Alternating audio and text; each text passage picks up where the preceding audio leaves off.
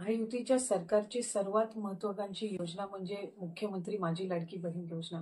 आज राज्याचे मुख्यमंत्री देवेंद्रजी फडणवीस साहेब, उपमुख्यमंत्री आदरणीय एकनाथजी शिंदे साहेब आणि उपमुख्यमंत्री अजितदादा यांच्या सूचनेनुसार डिसेंबर महिन्याच्या हफ्त्याच्या वितरणाची सुरुवात, सन्मान निधीच्या वितरणाची सुरुवात आपण आजपासून करत आहोत।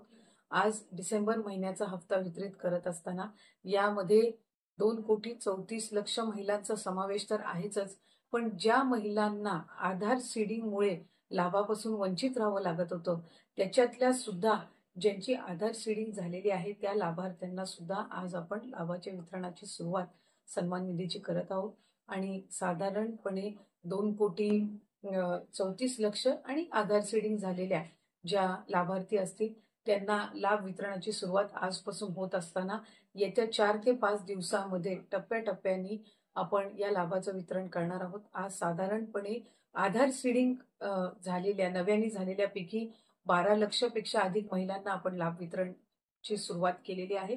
67 लाखापेक्षा अधिक महिलांना आज आपण पहिल्या दिवशी लाभ वितरित करत आहोत। असंच उद्या, परवा आणि आणखीन पुढचे 2 दिवस असे 4 दिवस रोज महिलांना लाभ वितरण करण्यात येईल आणि अशा पद्धतीनं 2,34,00,000च्या पुढच्या ज्या आहेत अशा पद्धतीनं आपण त्यांना लाभ वितरण करणार आहोत। त्यामुळे अधिकाधिक महिलांना हा जो सन्मान निधी आहे तो येत्या 3-4 दिवसाच्या कालावधीतच पोहोचणार आहे।